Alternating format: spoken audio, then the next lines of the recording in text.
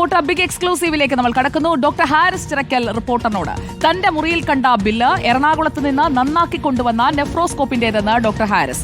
ഉപകരണങ്ങൾ തിരിച്ചറിയാത്തവരാണ് മുറിയിൽ കയറി പരിശോധിച്ചത്. നെഫ്രോസ്കോപ്പ് എറണാകുളത്തേക്ക് അയച്ചിട്ട് 2 മാസമായി. താൻ അവധിയിലായിരുന്നപ്പോഴാണ് ഉപകരണം തിരികെ വന്നത്. യൂറോളജിയുമായി ബന്ധമില്ലാത്ത വിദഗ്ധ സമിതിയാണ് അന്വേഷണം നടത്തിയത്. വിവാദം ഒത്തുതീർപ്പാക്കാൻ തന്നോട് ചില പ്രമുഖർ ആവശ്യപ്പെട്ടിരുന്നു.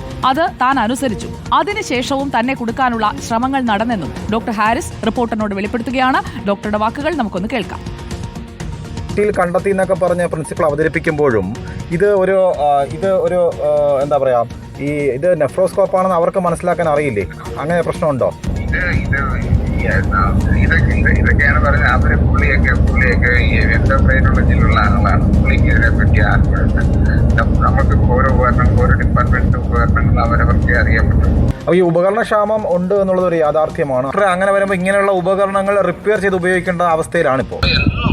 എന്താണെങ്കിൽ പറയാം, എന്നും ഇത് റിപ്പയറാണ്. എന്നും ഒന്നല്ല, ഇതിപ്പോ നല്ല മിക്കവാറും ദിവസങ്ങളിൽ നമ്മൾ ഇതിന്റെ റിപ്പയറിങ് ഒന്നുകിൽ കൊറിയറിൽ അങ്ങോട്ട് അയക്കുക, കൊറിയറിൽ തിരിച്ചോട്ട് വരിക, പിന്നെ അത് റിപ്പയർ ചെയ്യാൻ പറ്റില്ല എന്ന് പറഞ്ഞു വരിക, പിന്നെ നമ്മൾ വേറെ എങ്ങോട്ടേലും അയച്ചു കൊടുക്കുക, അതിന് നമ്മൾ ഡിപ്പാർട്ട്മെന്റിന് നമ്മൾ പൈസ പിരിച്ചു കൊടുക്കുക. ഇങ്ങനെ നമ്മൾ നിരന്തരം ചെയ്തിട്ടാണ് നമ്മൾ കാര്യങ്ങൾ മുമ്പോട്ട് പോകുന്നത്. ഈ നെഫ്രോസ്കോപ്പ് റിപ്പയർ ആയിട്ട് എത്ര നാളായി ഡോക്ടറെ? നമ്മൾ 16 വർഷത്തോളം ഉപയോഗിച്ചിട്ടുണ്ട്. പിന്നെ അതിനുശേഷം കൃത്യമായിട്ട് ഓർമ്മയില്ല ഉണ്ട്. അപ്പോൾ ഇതെല്ലാം കൂടെ ചേർത്ത് ഞാൻ അവർക്ക് അയച്ചു കൊടുത്തു. ഇതിൽ ഏതെങ്കിലും എങ്ങനെങ്കിലും റിപ്പയർ ചെയ്യുക, ഏതെങ്കിലും ഒന്ന് നൂരും മറ്റേലിടുകയോ അല്ലെങ്കിൽ ഇതിന്റെ ലെൻസ് എടുത്ത് അതിനെടുത്തിടുകയോ എന്തെങ്കിലും. അരുൺ സോളമനാണ് ഡോക്ടർ ഹാരിസ് ചിറക്കലുമായി സംസാരിച്ചത്. Arun Solomon, good evening. Doctor Haris ഇപ്പോൾ വല്ലാത്തൊരു മാനസിക വിഷമത്തിലൊക്കെ ആയിട്ടുണ്ടാകും. കാരണം അദ്ദേഹം ഉപകരണം കൊണ്ടുപോയി വെച്ച് ഈ കാണാതിരുന്ന അല്ലെങ്കിൽ റിപ്പോർട്ടിൽ ഉൾപ്പെട്ട ഉപകരണം അദ്ദേഹം കൊണ്ടുപോയി റീപ്ലേസ് ചെയ്തു എന്ന രീതിയിൽ അദ്ദേഹത്തെ ഒരു കുറ്റവാളിയാക്കുന്ന തരത്തിലുള്ള ധ്വനിയുള്ള ഒരു വാർത്താ സമ്മേളനമാണ് ഇന്ന് രാവിലെ നമ്മൾ കണ്ടത്. അതിനുശേഷം നമ്മൾ സംസാരിക്കുമ്പോൾ ഡോക്ടർ ഹാരിസ് ഒരു വ്യക്തത വരുത്തുകയില്ലേ? അവിടെ ആ മുറിയിൽ കണ്ട ഉപകരണം എന്താണ്? അദ്ദേഹത്തിന്റെ മുറിയിലേക്ക് വന്ന ഉപകരണം നന്നാക്കാൻ അയച്ചതാണ്. അതോടൊപ്പം നെഫ്രോസ്കോപ്പും മോഴ്സിലോസ്കോപ്പും എന്താണെന്ന് ാണ് പരിശോധിച്ചത് എന്നത് കൂടി ഇപ്പോൾ ക്ലിയർ ആവുകയല്ലേ അരുൺ?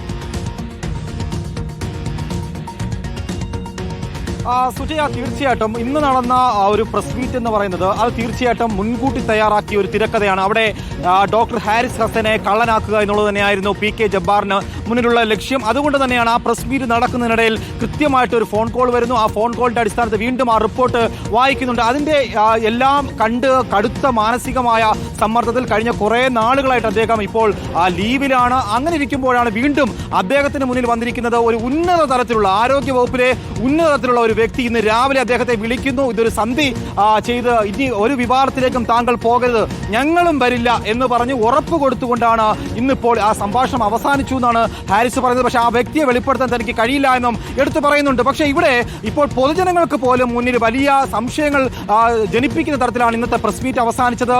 ഇത് നെഫ്രോസ്കോപ്പാണോ അല്ല മോസ്ലോസ്കോപ്പാണോ എന്നുള്ളതാണ് കേവലം പ്രധാനപ്പെട്ട ഒരു കാര്യം. ഇന്നിപ്പോൾ മെഡിക്കൽ കോളേജിൽ ഹാരിസ് വെളിപ്പെടുത്തിയ ഒരു കാര്യം, മെഡിക്കൽ കോളേജിൽ 2 മോസ്ലോസ്കോപ്പ് ഉണ്ട്. അതിന്റെ പിന്നിലേക്ക് ഇനി പ്രിൻസിപ്പൽ ഓടി നടക്കേണ്ട കാര്യമില്ല. അവിടെ 2 മോസ്ലോസ്കോപ്പ് ഉണ്ടെന്നുള്ളതാണ്. ഇങ്ങനൊരു വിവാദം ഉണ്ടാകുമ്പോൾ തന്നെ ഒരു 4 അംഗ സമിതിയെ ആരോഗ്യവകുപ്പ് നിയോഗിച്ചു. പക്ഷേ ആ ആരോഗ്യവകുപ്പ് നിയോഗിച്ച 4 അംഗ വിദഗ്ധ സമിതി ഇന്ന് ഈ നിമിഷം വരെയും ഡോക്ടർ ഹാരിസിനെ വിളിച്ച് മൊഴി രേഖപ്പെടുത്താൻ പോലും തയ്യാറായിട്ടില്ല എന്നുള്ളതാണ്. യൂറോളജി വകുപ്പിന്റെ ഒരു മേധാവിയാണ് അദ്ദേഹം. ആ വകുപ്പിന്റെ ഡോക്ടറിന് മാത്രമായിരിക്കും, അല്ലെങ്കിൽ ആ ഡിപ്പാർട്ട്മെന്റിലെ ഡോക്ടർമാർക്ക് മാത്രമായിരിക്കും അവിടെ ഉപയോഗിക്കുന്ന ഉപകരണത്തെക്കുറിച്ച് അറിയാവുന്ന ഉപകരണങ്ങളുടെ കസ്റ്റോഡിയൻ കൂടിയായ HODയെ വകുപ്പ് മേധാവിയെ അത് ഡോക്ടർ ഹാരിസ് ആയതുകൊണ്ടാണോ ഡോക്ടർ ഹാരിസിനോട് കാര്യങ്ങൾ ചോദിക്കാത്തത്? കാര്യങ്ങളൊന്ന് തിരക്കണ്ടേ? അപ്പോൾ അദ്ദേഹം പറഞ്ഞു തരില്ലേ ഇത് നെഫ്രോസ്കോപ്പ്, ഇത് മോഴ്സിലോസ്കോപ്പ്? അറിയാത്തവർക്ക് അത് മനസ്സിലാക്കാനും സാധിക്കുമായിരുന്നു. ഇന്നത്തേതുപോലെ അബദ്ധം വിളമ്പേണ്ടിയും വരുമായിരുന്നില്ല.